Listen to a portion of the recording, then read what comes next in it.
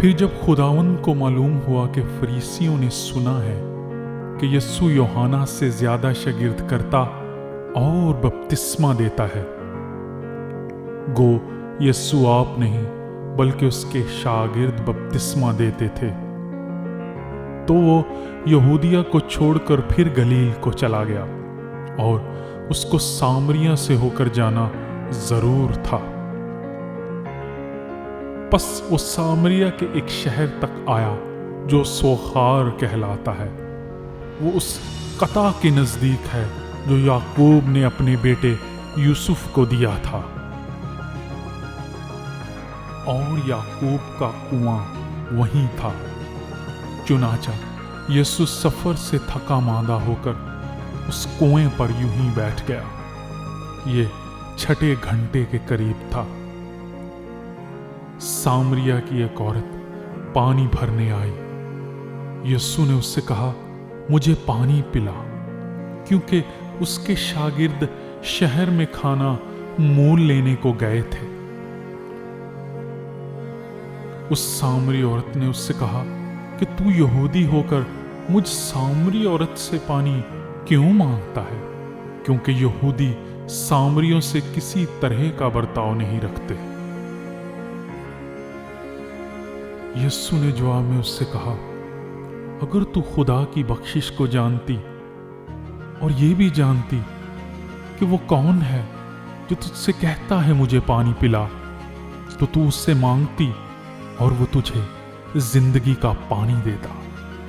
عورت نے اس سے کہا، اے خداوند، تیرے پاس پانی بھرنے کو تو کچھ ہے نہیں اور کنواں گہرا ہے، پھر وہ زندگی کا پانی تیرے پاس کہاں سے آیا؟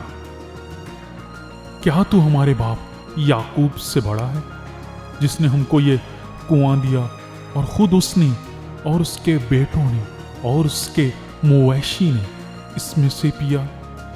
یسوع نے جواب میں اس سے کہا، جو کوئی اس پانی میں سے پیتا ہے وہ پھر پیاسا ہوگا، مگر جو کوئی اس پانی میں سے پیے گا جو میں اسے دوں گا، وہ ابد تک پیاسا نہ ہوگا، بلکہ جو پانی میں اسے دوں گا وہ اس میں ایک چشمہ بن جائے گا جو ہمیشہ کی زندگی کے لیے جاری رہے گا۔ عورت نے اس سے کہا، اے خداوند، وہ پانی مجھ کو دے تاکہ میں نہ پیاسی ہوں نہ پانی بھرنے کو یہاں تک آؤں۔ یسوع نے اس سے کہا، جا اپنے شوہر کو بلا لا۔ عورت نے جواب میں اس سے کہا کہ میں بے شوہر ہوں۔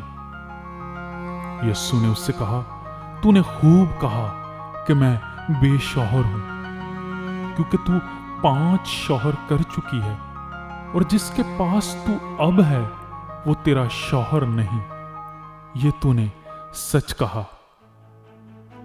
عورت نے اس سے کہا، اے خداوند، مجھے معلوم ہوتا ہے کہ تو نبی ہے۔ ہمارے باپ دادا نے اس پہاڑ پر پرستش کی، اور تم کہتے ہو کہ وہ جگہ جہاں پرستش کرنا چاہیے یروشلم میں ہے۔ یسوع نے اس سے کہا، اے عورت، میری بات کا یقین کر کہ وہ وقت آتا ہے کہ تم نہ تو اس پہاڑ پر باپ کی پرستش کرو گے اور نہ یروشلم میں۔ تم جسے نہیں جانتے اس کی پرستش کرتے ہو، ہم جسے جانتے ہیں اس کی پرستش کرتے ہیں، کیونکہ نجات یہودیوں میں سے ہے۔ مگر وہ وقت آتا ہے، بلکہ اب ہی ہے، کہ سچے پرستار باپ کی پرستش روح اور سچائی سے کریں گے، کیونکہ باپ اپنے لیے ایسے ہی پرستار ڈھونڈتا ہے۔ خدا روح ہے، اور ضرور ہے کہ اس کے پرستار روح اور سچائی سے پرستش کریں۔ عورت نے اس سے کہا، میں جانتی ہوں کہ مسیح جو خرسطس کہلاتا ہے آنے والا ہے، جب وہ آئے گا تو ہمیں سب باتیں بتا دے گا۔ یسوع نے اس سے کہا، میں جو تجھ سے بول رہا ہوں वही हूं।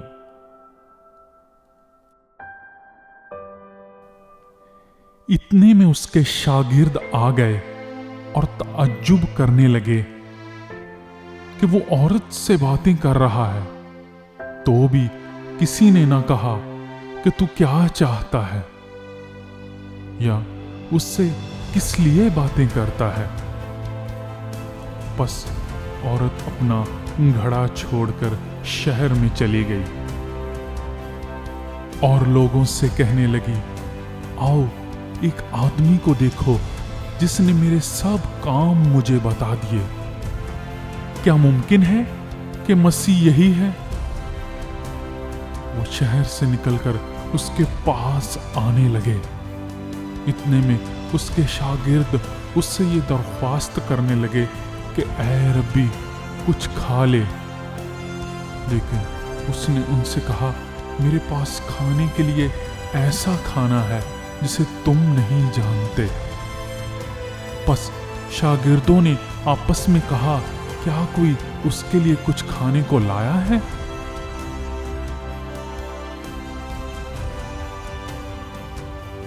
यीशु ने उनसे कहा, मेरा खाना यह है कि अपने भेजने वाले की मर्जी के मुआफिक अमल करूं और उसका काम पूरा करूं। क्या तुम कहते नहीं कि फसल के आने में अभी 4 महीने बाकी हैं? देखो, मैं तुमसे कहता हूं, अपनी आंखें उठाकर खेतों पर नजर करो कि फसल पक गई है और काटने वाला मजदूरी पाता और हमेशा की जिंदगी के लिए फल जमा करता है, ताकि बोने वाला और काटने वाला दोनों मिलकर खुशी करें। क्योंकि इस पर ये मिसल ठीक आती है कि बोने वाला और है और काटने वाला और। मैंने तुम्हें वो खेत काटने के लिए भेजा जिस पर तुमने मेहनत ना की। औरों ने मेहनत की और तुम उनके मेहनत के फल में शरीक हुए।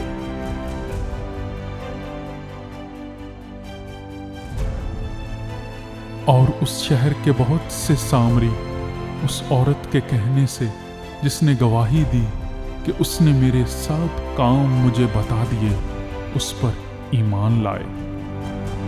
बस जब वो सामरी उसके पास आए तो उससे दरख्वास्त करने लगे कि हमारे पास रह। चुनाचा वो 2 रोज वहां रहा और उसके कलाम के सबब से और भी बतेरे ईमान लाए। और उस औरत से कहा, अब हम तेरे कहने ही से ईमान नहीं लाते, क्योंकि हमने खुद सुन लिया और जानते हैं कि ये फिल हकीकत दुनिया का मुनज्जी है। फिर उन 2 दिनों के बाद वो वहां से रवाना होकर गलील को गया, क्योंकि यीशु ने खुद गवाही दी कि नबी अपने वतन में इज्जत नहीं पाता। बस जब वो गलील में आया तो गलीलियों ने उसे कबूल किया, इसलिए कि जितने काम उसने यरूशलेम में ईद के वक्त किए थे उन्होंने उनको देखा था, क्योंकि वो भी ईद में गए थे। बस वो फिर कानाए गलील में आया, जहां उसने पानी को मय बनाया था। और बादशाह का एक मुलाजिम था जिसका बेटा कफरनहूम में बीमार था।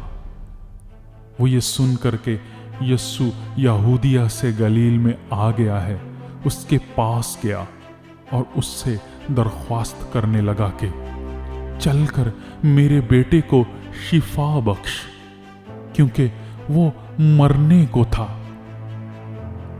यीशु ने उससे कहा, जब तक तुम निशान और अजीब काम ना देखो हरगिज ईमान ना लाओगे। बादशाह के मुलाजिम ने उससे कहा, ऐ खुदावंद, मेरे बच्चा के मरने से पहले चल। यस्सु ने उससे कहा, जा, तेरा बेटा जीता है। उस शख्स ने उस बात का यकीन किया जो यस्सु ने उससे कही और चला गया। वो रास्ता ही में था कि उसके नौकर उसे मिले और कहने लगे कि तेरा बेटा जीता है। उसने उनसे पूछा कि उसे किस वक़्त से आराम होने लगा था। उन्होंने कहा कि कल 7वें घंटे में उसकी तप उतर गई। बस बाप जान गया कि वही वक़्त था जब यस्सु ने उससे कहा था, तेरा बेटा जीता है, और वो खुद और उसका सारा घराना ईमान लाया। ये दूसरा मौजज़ा है जो यस्सु ने यहूदिया से गलील में आकर दिखाया।